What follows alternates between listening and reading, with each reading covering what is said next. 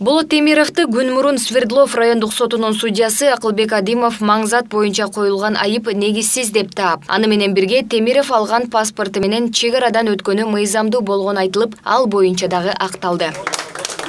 Эске салсак, 22 сентябрдагы соңку отурумда мамлекеттик айыптоочу сотко Темировду 5 жылга жалпы тартиптеги колонияга кармоону сунуш кылган. Прокурор Мерим Алиева Темировду өлкөдөн чыгаруу тууралуу маселе да көтөргөн. Өкүм чыгарган сот тергөөчүлөр койгон айыптарга далил көрбөгөндүгүн айткан. Соттон акталган Болот Темиров иш эл көзөмөлүндө болгон үчүн акыйкат чечим чыгарылды деп эсептесе, журналисттер союзунун төрагасы сот өлкөдөгү сөз эркиндигине болгон же алдыда боло турган басмырлоону толук токтотту деп билет. Мен ойлойм, мындай журналисттерге басымтууну мындай судья токтотуп, бирок жарым жартылай болду, 2 статья менен аны актады, бирок дагы 2 статья калып калды. Бирок ошону ойлоп атам, 2 статьяны аны апелляцияга берип, адвокаттар иштесе болот. Бирок бир нерсе, бул ушу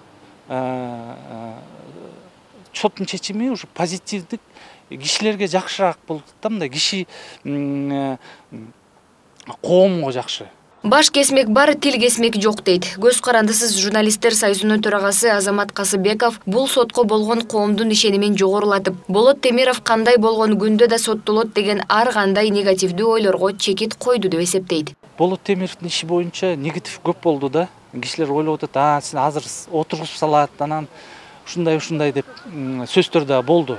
Бирок соттун чечими ушу баарын жок кылып койду да. Азыркы учурда биз ойлойбуз, ушу сөз үчүн отургузбаш керек. Киши деген өзүнүн оюн айтып туруш керек. Профессионал болсо, профессионалын айтып турса дагы жакшы. Бул далил менен айтса жакшы да. Бизде азыр көбүрөөк фейктер көбөйүп кетпедиби? Ошо фейктердин баарын жасап атат.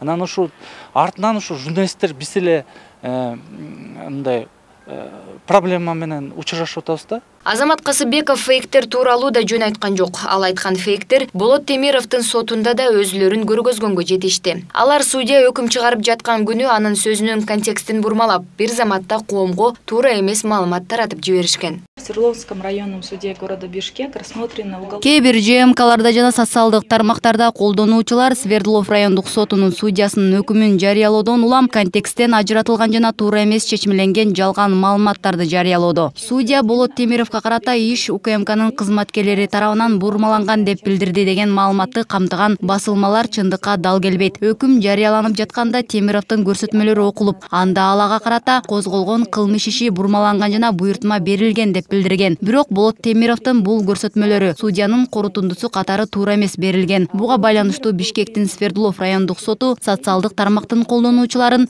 жалган маалымат таратпоого чакырат. Эске салсак, иликтөөчү журналист Болот Темировго карата кылмыш жаза кодексинин баңгизат каражаттарын, психотроптук заттарды жана алардын аналогдорун сатып өткөрүү, маңзатты мыйзамсыз даярдоо беренеси менен иш козголгон. Ошондой эле журналистке мамлекеттик чек арадан мыйзамсыз өтүү жана документтердин жасалмасын жасоо деген 2 берене да кошулган. Мындан улам коомчулукта көпчүлүгү Темиров соттолот деген бүтүмгө сот өкүм чыгара электе эле келип алышкан. Бирок судья иликтөөчү журналистти бир эмес 2 иш боюнча күнөөлүү эмес деп тапты. Муну талдоочулар сотко эч кандай басмырлоо болбогондугунун жыйынтыгы деп билишет. Айза Камчыбекова, Нурдан Сергеев, Пирамида.